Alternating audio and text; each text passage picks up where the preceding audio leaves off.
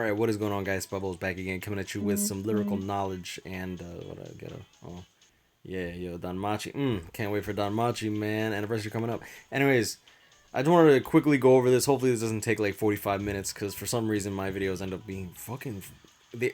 they're long, man. I honestly don't know how he talks through so much. So, let's quickly go over this guild quest. Now, I wanted to flex a little bit. At the same time, I wanted to bring us down a notch, because...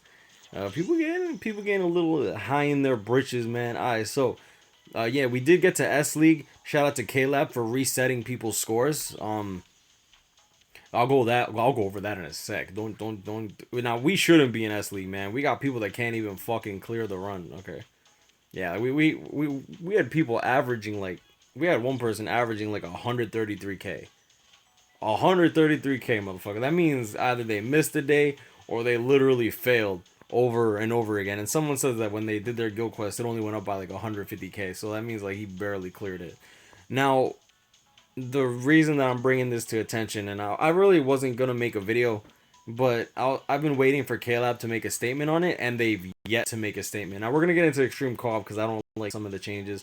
They have some good stuff, but at the same time, I have some problems with it. I'll go over that in a second.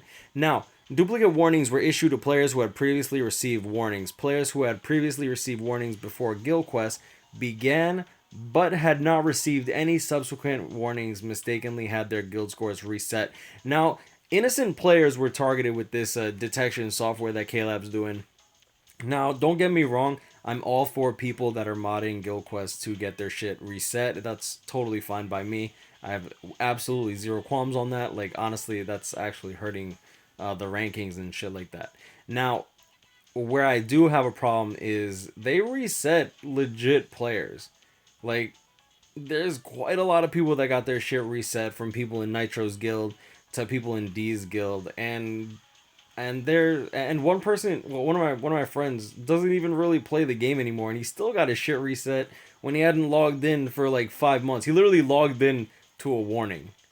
Like, what the fuck, bro? Like, the highest score, he even says like the highest score I got was 65k or 100k or something like that. Something stupid. Like, he never even finished a guild quest before, and he's getting detected for modding. Like, really? Like, I get that it could be from like third party programs. Like, so that's the argument. It's like, oh, they could be using a third party app. They could be doing this. It could be a modded APK. No, man. Like, people are getting warned and reset despite not being in the wrong at all. And I wouldn't be pissed off at all. I wouldn't be pissed off about this if it wasn't for the fact that K-Lab literally just like doesn't give a shit. Like, they literally don't even bother to bring it up. It's been, what is it, the 17th? So it's been, look, as of 6/14, because this started taking place on Wednesday when the original when the second wave of Guild Quest was released last week.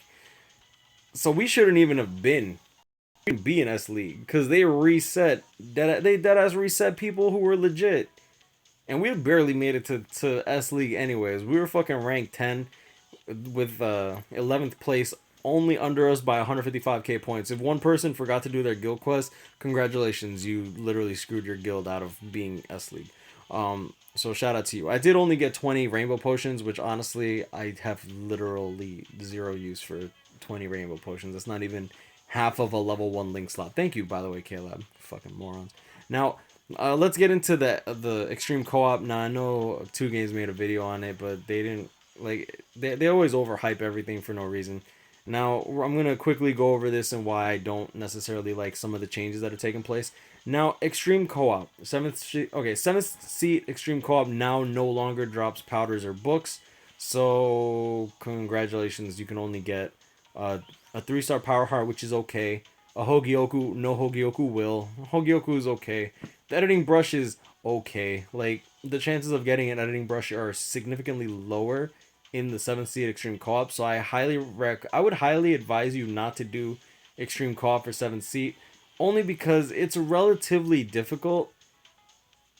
Well, alright, let me not say that it's like crazy hard. If you have the units for it, it's not going to be like crazy hard, but I'm saying for what you get out of it, it just takes too much mental strain. Honestly, you're better off just doing 25 runs of Fusion Trials, getting those books from there, and then evolving, and then it's kind of like getting two reroll brushes because you get the initial roll of whatever you're turning 5 star, and then you can use that as reroll fodder if you really need to. The problem with that, I know understand, is the lack of hearts, which I personally recommend Inheritance Zone for hearts if you're doing that, just because at least Inheritance Zone, I feel like if you can do IZ, just do IZ.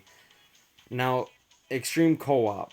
You can no longer get books or powders, which honestly, I was doing Extreme Co-op for books back in my day. Like I would do Extreme Co-op for books. Now the cool thing is we're getting the 3 star blue accessories. Keep in mind that this is a tech enhanced boosted whatever. So you're gonna want to use tech characters for blue accessories. Pretty much that's what you're getting out of it. The reroll brushes do come in quite handy, and a 4 star power heart is nothing to scoff at. 4 star power hearts are freaking bomb. But the Hogyoku will and Hogyokus nowadays, you're better off just going to doing call and multis for that. So I highly recommend that you get friends that are active, um, and just do call and multis for that. Now the characters that I would recommend here, it is Arankar and Soul Reaper enemies. So for that, I would say you're gonna want to use a Hogyoku Aizen, though keep in mind that he is a hollow, but he does have infinite boost if you have the links for that. Uh, a Lost Agent Soifun is good. Tensa Zangetsu should be good. Another Arankar killer is 1,000 Year Blood War Byakuya, which honestly I think that he's ideal here when it comes to a ranged Arankar killer. Primarily because he does have bombardment, and despite not having frenzy or flurry, obviously, is the fact that he can protect his team along with Hogyoku Aizen to an extent. Keep in mind that you're still going to want a healer. Valentine's Day Momo, I believe, has a Rankar Soul Reaper killer. I think it's a Rankar, but don't quote me on that. She's going to be a good healer. Retsu should be an okay healer. I personally don't like using Retsu anymore because she's so outdated. I believe there's a new tech healer, but I can't quite remember off the top of my head the name of that character that's been released. Another character that would be good here. There's gotta be at least. Oh, and of course Dark Rukia. Dark Rukia should be pretty cool here. Um, just I personally love strong tag recharge characters, so that might be my bias talking. What's more, some enemies have either melee attack or range attack, so you're gonna want to balance. Personally, the team comp that I would like to run is whatever the new tech healer is. Like I said, I forgot who it is. I'm sorry. I'm not sure what Rangaku's killer is, but she might actually be quite good here as well. You're gonna want a healer. You're gonna want 1,000 Year Blood War Byakuya to nuke and for his range guard killing and for his defenses. Hogyoku Aizen could be good here, but like I said, just keep in mind that you might take a lot of damage, so you're going to want to be very careful. And you're definitely going to want to run either Dark Rukia or Lost Agent Soifun just so you have another Rankar or Soul Reaper killer. Personally, I would run two Soul... It depends on the bosses. If the bosses are Arankars, then you're going to want to run two Arankar killers and at least one, and obviously one Soul Reaper killer. But if the bosses are Soul Reapers, you're going to want to run mainly two Soul Reapers killers and then one Arankar killer. That's what I would personally use. Now, I hope this video was able to give you some knowledge. I hope y'all enjoyed the video. I don't know. I try to make this entertaining. Sometimes I'd rather just drop info on you guys. And I guess I'll leave it at that. Y'all know today's guys. Grind on, catching up, hit me up, stay blessed. Like, comment, subscribe if you're new. Let me know if you like this type of video. I personally haven't really done news videos just because I haven't really paid too close attention to characters killers nowadays, just because the chances of pulling these characters are so low that the only time I really know what I'm talking about is when the character stats are newly released. Because, like, let's be real here, K-Lab's rates are pretty abysmal in comparison to other games. That being said, like, playing devil's advocate here, at least when you pull the character, you know that the character is like good to go right out of the box once you get them to level 200. You don't need dupes. You don't need crazy good accessories. I do my best to keep everything objective, and I try to compare every character to not necessarily the most broken shit, but to the very good stuff. You know what I'm saying? So like Dark Rukia, for example, is very good. Kisuke, I think, is mediocre, and Shizuku Homura, I think, is quite good depending on how you use them. I think they're actually very versatile in the playstyle that they have, because they can either be melee guard when there's range guard enemies, and I mean they can do melee when there's range guard enemies, and then you can switch to range when there's melee guard. You know what I'm saying? But I'm gonna leave it at that. Like, comment, subscribe if you're new. Like I said, I hope y'all enjoyed this video, and I'll see y'all in the next one. Peace.